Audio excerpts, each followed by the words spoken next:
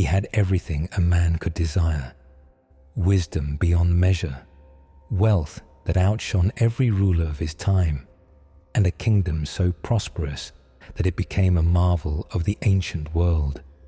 His name carried weight, spoken with reverence in palaces and temples alike.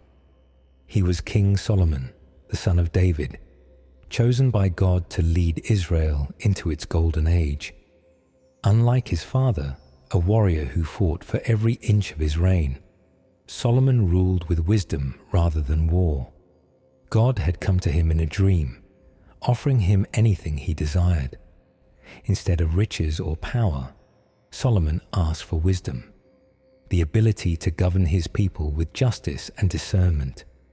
Pleased by his selfless request, God not only granted him wisdom, but showered him with unimaginable wealth and honor, making him the greatest king of his time. His wisdom was unparalleled. People traveled from distant lands just to hear him speak, hanging on his every word as he unraveled the mysteries of life. His proverbs became legendary, offering insight into the human soul, guiding people toward righteous living. His knowledge extended beyond morality and law. He spoke of nature, of the stars, of the way of animals, and the movement of the winds. The Queen of Sheba, a ruler of vast influence and wealth, came to test him with difficult questions. Solomon answered each one effortlessly, leaving her in awe. She had heard of his wisdom, but seeing him in person, she realized the rumors hadn't even begun to capture the depth of his understanding. She returned to her land declaring that no king on earth could compare. His influence stretched beyond Israel's borders. Under his reign, Israel thrived. The economy flourished as trade routes expanded, linking nations together. His fleets sailed the seas, bringing treasures from distant lands: gold, ivory, spices, rare woods. He established alliances with powerful neighbors, securing peace without raising a sword. The temple he built for the Lord was a masterpiece, a structure so magnificent that its glory became legend. The finest craftsmen shaped its walls, its inner sanctum layered with gold, its foundation a testament to the devotion of a nation. It was said that when Solomon stood before the altar and dedicated the temple to God, the heavens opened and fire descended, consuming the offering as a sign of divine approval. At that moment, Israel was at its peak, a nation blessed beyond measure, led by the wisest king to ever live. By every worldly measure, Solomon had won. He had wisdom to rival the gods, riches that kings envied, and a nation at peace. He was a man truly blessed. But there is a hidden danger in receiving everything you desire. What starts as a blessing can quietly transform into a curse. Solomon's greatest gifts, his wisdom, his wealth, his success, became the very things that led him astray. His wisdom, instead of keeping him close to God, made him overconfident. His wealth, instead of satisfying him, made him crave more. His success, instead of humbling him, led him to believe he was untouchable. At first, the shifts were subtle: small compromises, minor indulgences, a treaty here, a foreign wife there, the kind of decisions that, to any other ruler, might seem strategic. After all, a king had to secure his kingdom. Marrying foreign princesses wasn't just about desire. It was about diplomacy, forming alliances that would ensure peace. But Solomon forgot something. These wives did not worship the God of Israel, and with every new union, another foreign altar was erected in the land he ruled. Another God was given a place among the people of Yahweh. Little by little, those decisions accumulated, and soon Solomon, the man who had built a temple to honor God, began erecting altars to foreign gods. The same wisdom that once guided him now justified his actions. The same blessings that once elevated him now ensnared him. His heart, once devoted to the Lord, began to turn away. His prayers became fewer, his convictions weaker. The fire that once burned brightly within him dimmed, smothered by the very luxuries he had once seen as proof of divine favor. It is a lesson as old as time. What appears to be a gift can sometimes be a test, and not all who are blessed will pass. Solomon's kingdom was unshakable, or so it seemed. His wisdom was unmatched, his wealth immeasurable, and his influence stretched far beyond Israel's borders. Kings sought his counsel, merchants clamored to trade in his cities, and the people of Israel enjoyed a golden age of peace and prosperity. But beneath the surface, cracks had begun to form. Small at first, barely noticeable. Yet, like the first signs of rot in the foundation of a grand palace, they would one day bring it all crumbling down. It began with a single compromise, a decision that, in Solomon's mind, was not rebellion but strategy. As a ruler, he understood the necessity of alliances. Israel was strong, but the surrounding empires, Egypt, Moab, Ammon, Sidon, were powerful forces that could not be ignored. In the ancient world, political marriages were a means of securing peace. A treaty could be signed in ink, but a marriage bound kingdoms together in blood. And so Solomon took wives, not just one, but many. The first, an Egyptian princess, was a dazzling beauty with royal lineage.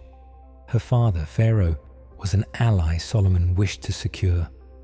The wedding was a grand affair, uniting the great empire of Egypt with the rising power of Israel. To the people, it was a triumph, a sign that their nation had ascended to the ranks of the mighty. But with this marriage came something else, something subtle, almost imperceptible at first. The princess had grown up worshipping the gods of Egypt. She did not know Yahweh, nor did she desire to. And so, for her comfort, Solomon allowed her to bring her idols into his palace. It was a small thing, a private indulgence, a concession made out of love, or at least that's what Solomon told himself. But one concession leads to another. Soon he took a second wife, this time from Moab, then another from Sidon, then another from Ammon. With each marriage, he gained more power, more influence, yet he also invited something else into his kingdom. Their gods came with them, their customs followed. At first, these foreign gods remained confined within the walls of Solomon's palace, tucked away in the private chambers of his wives. But love, or perhaps lust, is a powerful force. Solomon, the man of unparalleled wisdom, began to listen to his wives. He entertained their traditions, heard their prayers to gods with strange names, and in time, he no longer saw the harm in their worship. And so, he built them altars, not in secret, not in shame, openly, as an act of love, as an act of tolerance. The wisest man on earth, the king who had once stood before the altar of the Lord and dedicated the temple with tears of devotion, was now constructing high places for the gods of his foreign wives. What had once been a kingdom devoted to Yahweh alone now became a land sprinkled with the altars of false gods. Chemosh, the abomination of Moab; Molech, the god of the Ammonites, known for demanding the sacrifice of children; Ashtoreth, the goddess of the Sidonians, worshipped through rituals of unspeakable immorality. It did not happen in a day. It did not happen in a year. But little by little, decision by decision, Solomon became a man divided. A king who once ruled with clarity now wavered between the wisdom of God and the influence of his desires. He who had once judged disputes with divine discernment now found himself entangled in conflicts of his own making. The people noticed. Whispers spread in the streets. Some asked why the king who had built the Lord's temple now allowed other gods to be worshipped. Others, emboldened by his example, began to follow his lead. the faith of the nation began to waver. The elders, those who had lived under the reign of his father David, shook their heads in silence. They had seen what happened to men who turned from the Lord. But Solomon was the king, the man who had been chosen by God himself. Surely he knew what he was doing. Or did he? The irony was painful.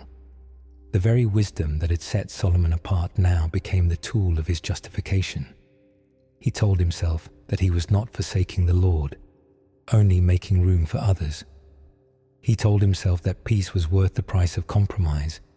He told himself that he was still in control, but he wasn't. The foundation of his kingdom, once unshakable, was beginning to crack. And no man, no matter how wise, can stand forever on a crumbling foundation. Solomon had once been a king unlike any other, wise, discerning, blessed by God beyond measure. But as the years passed, something in him began to shift.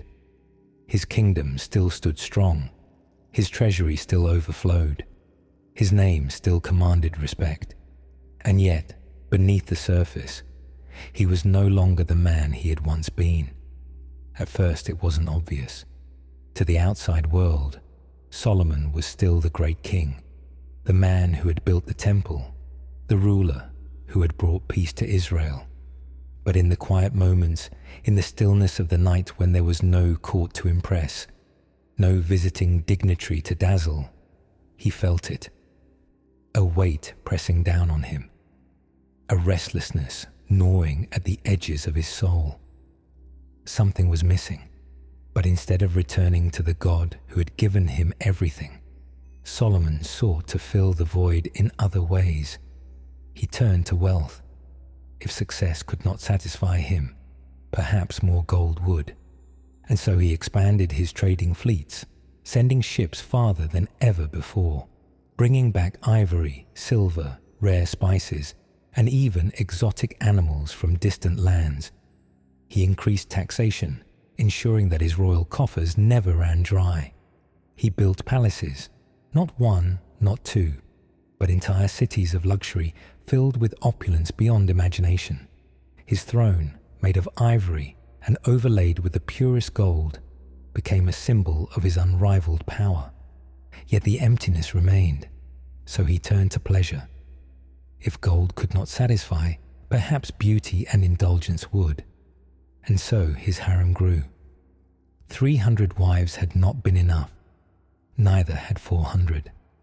By the time he was done, Solomon had amassed 700 wives and 300 concubines, 1,000 women at his beck and call, each one more beautiful than the last, 1,000 voices whispering to him, praising him, enticing him. And yet, despite their presence, he felt lonelier than ever. Still, the emptiness remained, so he turned to achievements. If neither wealth nor women could fill the void, perhaps building would. And so, the projects became bigger, more ambitious. He expanded Jerusalem, constructing fortresses, roads, and cities to secure his name in history. He poured resources into architecture, commanding that every structure bear the mark of his rule. He cultivated vast gardens, seeking to recreate Eden itself. But no matter how many palaces he built, no matter how many monuments bore his name, it was never enough. The restlessness did not leave him. With each passing year, his hunger grew. And yet, no matter how much he consumed, whether in riches, women, or grand accomplishments, he remained starved for something deeper, something he could not name. He was no longer the man who had humbly knelt before God, asking for wisdom to rule righteously. That version of Solomon had faded, replaced by a ruler who had everything yet had nothing. He had power beyond measure, but power had become his prison. He could never have enough, never stop seeking more. He was trapped in a cycle of excess, searching for meaning in all the wrong places. The people of Israel could see it. At first they were proud of their king, their wealth, their security. But over time, pride turned to resentment. Taxes grew heavier, labor became more demanding. Solomon's lavish projects, once symbols of prosperity, became a burden carried on the backs of the common people. The cracks in his kingdom were no longer hidden. The elders whispered among themselves. The priests looked on in silence. The nation that had once stood as a beacon of God's blessing was beginning to resemble the pagan empires that had come before it. But Solomon did not see it. He was too busy chasing the next indulgence, the next accomplishment, the next distraction. By the time he realized what he had become, it was too late. There was a time when Solomon walked in the presence of God, when his prayers were answered with fire from heaven, when his wisdom was a beacon that drew nations to Israel. But now, in the twilight of his years, the presence of God felt distant, if it was there at all. The man who had once dedicated the temple with trembling hands now wandered its courtyards without feeling. He had built the most magnificent house for the Lord, yet his own heart had become a temple filled with foreign idols. For decades, he had pursued everything the world had to offer. Riches, power, knowledge, women, accomplishments. He had tasted it all. He had built, he had conquered, he had ruled with wisdom. And yet, standing at the height of his power, Solomon felt the weight of an empty soul. No matter how much he attained, no matter how many palaces bore his name, no matter how many voices praised him, something remained missing. A silent ache gnawed at the edges of his existence, a slow, creeping realization that he had spent his life chasing the wind. But he could not stop. The more he indulged, the more restless he became. And so, he poured himself into the only thing that remained, understanding. If he could not find satisfaction in pleasure, then perhaps he could find it in knowledge. He studied, he reflected, he wrote. His mind, once sharp and quick, began to turn inward. And it was in those late years, those long, sleepless nights of introspection, that he finally began to see the truth. All of it had been meaningless. All of his wisdom, all of his riches, all of his achievements. Nothing lasted. The monuments he built would one day crumble. The wealth he had amassed would pass to another. His kingdom, for all its greatness, would not endure forever. He, the great and wise Solomon, would one day be buried in the ground like a common man. And worse still, he would stand before God, not as a king, but as a soul weighed down by a lifetime of compromise. The realization struck him like a hammer. The wisdom that had once made him powerful now condemned him. His understanding, once a gift, now left him hollow. He had spent his life searching for meaning in the very things that could never provide it. And he had known better. He had warned others. His own proverbs, written in the days of his youth, had spoken of the dangers of greed, of lust, of forsaking the Lord. He had taught that the fear of God was the beginning of wisdom. And yet, in his pursuit of the world, he had forgotten the very lessons he had once preached. Regret settled deep in his bones. He had built a kingdom, but he had lost himself. And now it was too late to undo the choices he had made. He tried, in his final days, to leave behind words of wisdom, warnings for those who would come after him. He wrote of the futility of chasing pleasure, of the fleeting nature of wealth, of the emptiness that came with trying to find purpose apart from God. He called it all vanity, meaningless, a chasing after the wind. But he knew that words were not enough. His life itself stood as the greatest warning. The kingdom of Israel, once united under his wisdom, had become divided by his indulgences. The people who had once praised him now grumbled under the weight of his taxation and demands. His own sons, raised in the midst of luxury and compromise, lacked the strength to rule with the fear of the Lord. The golden age of Israel was ending, not with war, not with invasion, but with slow decay from within. He had thought himself invincible. He had believed his wisdom, his knowledge, his divine favor would protect him from the fate of other kings. But now, at the end of his life, Solomon understood a terrible truth. Wisdom alone was never enough. A man may know the right path, but knowledge without obedience is worthless. A man may possess wisdom, but if his heart is divided, his wisdom will only lead to his destruction.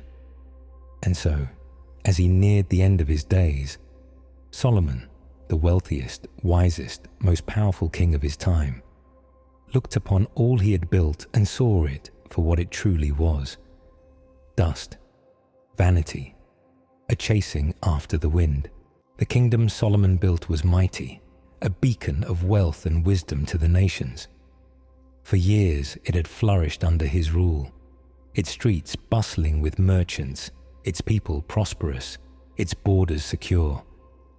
But just as rot begins in the unseen places before it topples a mighty tree, the decay of Solomon's empire had begun long before anyone noticed. It started within the palace walls. His 1,000 wives and concubines, once symbols of his power and alliances, had become fractures in the foundation of his rule. They whispered to him in foreign tongues, brought their customs into the heart of Israel, and led his heart away from God. Solomon, once the greatest judge in Israel, now found himself tangled in conflicts he could not control, disputes between his wives, divisions among his children, rivalries among his officials. Then came the burdens he had placed upon his own people. For all his wisdom, for all his legendary discernment, Solomon had failed to see one simple truth: power always comes at a cost. His great cities, his fortresses, his palaces, his temple, each stone was laid by the hands of men who had been taxed and conscripted to make his vision a reality. The people had labored under the weight of his ambitions, believing they were building something sacred, something that would last for generations. But as Solomon's heart turned away from God, as he poured more and more resources into his endless pursuits of wealth and indulgence, the people began to feel something they had never felt before: resentment. The old men remembered the days of King David, hard days, days of war and struggle, but also days of justice. David had been a warrior, a man who lived among his people, who fought beside them in battle. Solomon, by contrast, had become something else entirely: a king surrounded by opulence, shielded from hardship, growing ever more detached from the people he ruled. And they had begun to notice. In the outer provinces, in the corners of the kingdom that Solomon rarely visited, unrest was brewing. The heavy taxes, the forced labor, the growing influence of foreign cultures, it all began to wear on the people. And then there were the prophets. Men of God who had once revered Solomon now whispered warnings of judgment. Some dared to say it aloud, that the Lord was displeased, that Solomon had forsaken the covenant, that if he did not turn back, disaster would follow. But Solomon did not listen. He was still the king, still the wisest man on earth, still the ruler of the mightiest kingdom in Israel's history. He convinced himself that the warnings were exaggerations, that the people would endure, that his legacy would remain unshaken. He was wrong.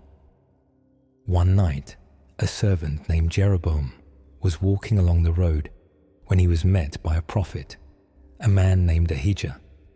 The prophet was wearing a new cloak, and as Jeroboam approached, Ahijah did something strange. He took the cloak from his shoulders and tore it into 12 pieces. Then he handed 10 of the pieces to Jeroboam and spoke words that would shake the very foundations of Israel. This is what the Lord, the God of Israel, says: I am about to tear the kingdom from Solomon's hands. You shall rule over 10 of the 12 tribes of Israel. Jeroboam was stunned. He was not royalty, not a son of David, but he had seen firsthand the burdens Solomon had placed upon the people. And now a prophet of God was telling him that he would one day rule most of Israel. The news spread quickly. When Solomon heard of the prophecy, his reaction was swift. He sought to kill Jeroboam, to erase the threat before it could take root. But Jeroboam fled to Egypt, finding refuge in the court of Pharaoh. And there, in the land of Solomon's first foreign alliance, the seeds of rebellion were planted. The judgment of God had been spoken. The unraveling of Solomon's kingdom had begun. The mighty empire built on wisdom and wealth was now teetering on the edge of collapse. And the king, once chosen by God, was powerless to stop it. The great King Solomon, once revered as the wisest man to ever live, was now a ruler haunted by prophecy. The whispers of rebellion were no longer confined to darkened corners or distant villages. They were at his doorstep. His kingdom, the masterpiece he had built with wisdom and wealth, was fracturing before his eyes. But perhaps the most tragic part was that Solomon knew. He knew he had abandoned the God who had once made him great. He knew he had let his heart stray, let foreign gods into the land that was meant to be holy. He had heard the warnings of the prophets, seen the dissatisfaction among his people, even received the direct revelation that his kingdom would not endure. And yet, he did not repent. Perhaps he had become too proud. Perhaps he had gone too far and could not find his way back. Or perhaps, though he never admitted it aloud, he no longer believed as he once did. In his youth, the presence of God had been undeniable. He had spoken to the Almighty in dreams, seen his power descend upon the temple, felt the divine wisdom flow through him as he judged his people. But now, God was silent. The days of miracles and revelation had passed, replaced by years of indulgence, distraction, and compromise. And Solomon, for all his wisdom, had learned the most dangerous lesson of all.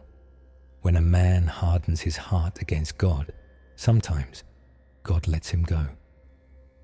The golden age of Israel was over. The signs were everywhere. The people were restless, weary of the taxes and labor Solomon had demanded to fund his endless building projects. The nobility, once loyal, began questioning whether the king had lost his way. The prophets, their voices stronger than ever, declared that judgment was coming. And Solomon, though still seated on his throne, was no longer the same man who had begun his reign in righteousness. The alliances he had once forged with foreign nations had begun to turn against him.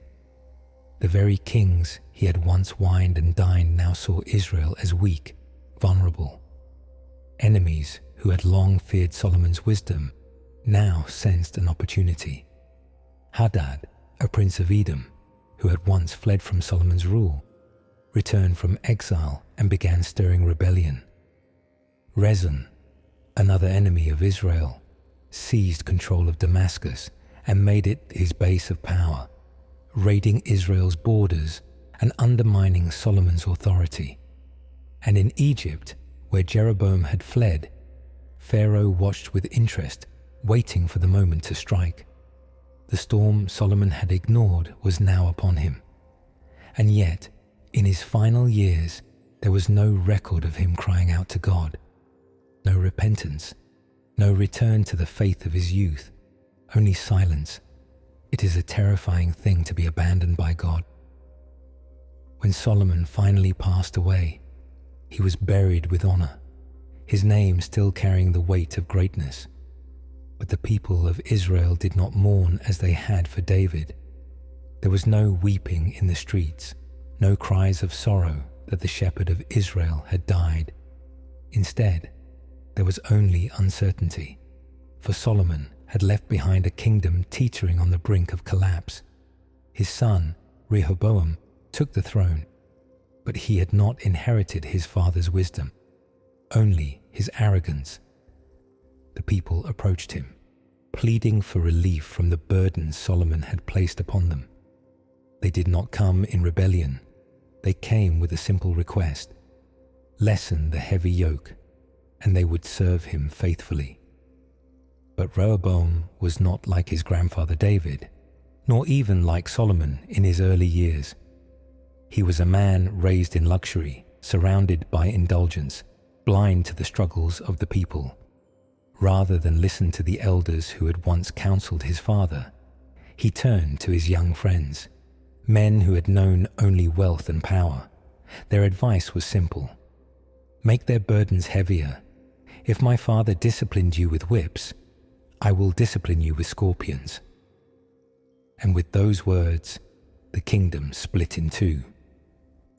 10 of the 12 tribes of Israel, the very tribes the prophet had promised to Jeroboam, rebelled against Rehoboam's rule. They crowned Jeroboam as their king, fulfilling the judgment spoken against Solomon years before. Only Judah and Benjamin remained loyal to the house of David. The empire Solomon had spent a lifetime building was gone in an instant, a legacy undone by a lifetime of compromise. A kingdom torn apart because its king had abandoned the God who had given it to him. And so, the golden age of Israel ended, not with a glorious reign, not with victory, but with division, rebellion, and the knowledge that it had all been avoidable. Had Solomon remained faithful? Had he obeyed the God who had made him great? Had he remembered that wisdom without obedience is meaningless? But he hadn't. And so, his story became a warning for all who followed. Solomon's name would never be forgotten. His wisdom, his wealth, his rise and his fall would be spoken of for generations. His proverbs would be recited in synagogues and homes. His temple remembered as one of the greatest wonders ever built. His reign had shaped the history of Israel, leaving an imprint that could not be erased. And yet, when the dust settled, when the kingdom had been torn in two, when his sons and grandsons sat on thrones they could not hold together, there was one truth about Solomon that stood above all others. He had been warned. He had known what would happen if he turned away from God. From the beginning, the covenant had been clear. Israel was a chosen nation, set apart. Its kings were not like the rulers of other lands. They were not meant to seek their own power, their own glory, their own desires. They were meant to serve under the authority of God, to lead with humility and obedience. Solomon had known this. He had been raised in the household of David, a man who, despite his flaws, had always returned to the Lord in repentance. He had written the Proverbs, filled with warnings about the dangers of pride, of lust, of chasing wealth and power instead of righteousness. And yet, knowing all of this, he had chosen another path. The tragedy of Solomon was not that he was foolish. It was that he was wise enough to see the truth and still ignored it. At the end of his life, he wrote words that would serve as his final reflection on all he had done. I have seen everything that is done under the sun, and behold, all is vanity and a striving after wind. Solomon had reached the pinnacle of human achievement. He had built the greatest kingdom, attained the greatest knowledge, indulged in the greatest pleasures. And yet, standing at the height of all the world had to offer, he looked back and saw nothing but emptiness. It is one of the greatest warnings in all of Scripture. Success without God is meaningless. Wisdom without obedience is worthless. Wealth without righteousness leads only to ruin. Solomon's story was not one of destruction through war or external enemies. He was not like Saul, who fell in battle, nor like the wicked kings who followed him, who were overthrown by force. Solomon destroyed himself from within. His greatest enemy was not the nations around him, but the desires of his own heart. And so, his life stands as a lesson to all who seek power, who pursue wealth, who crave knowledge. No man, no matter how wise, can survive without God. No kingdom, no matter how prosperous, can stand without righteousness. And no legacy, no matter how great, can endure if it is built on a foundation of disobedience. Israel never truly recovered from the division that came after Solomon. The kingdom remained fractured, weakened, vulnerable to foreign invasion. In time, both the northern and southern kingdoms would fall, conquered by empires greater than themselves. The temple Solomon had built, once the center of worship, would be destroyed. His legacy would be overshadowed by what came after, the long history of exile, suffering, and longing for the restoration of what had been lost. But the lesson remained. In the end, Solomon's wisdom was not his greatest achievement. His greatest contribution was his warning, the knowledge that even the most blessed, the most gifted, the most powerful among men are nothing without God. His life was a testament to the truth that Jesus would later declare, "For what does it profit a man to gain the whole world and forfeit his soul?" Solomon had gained everything, and in the process, he lost what mattered most: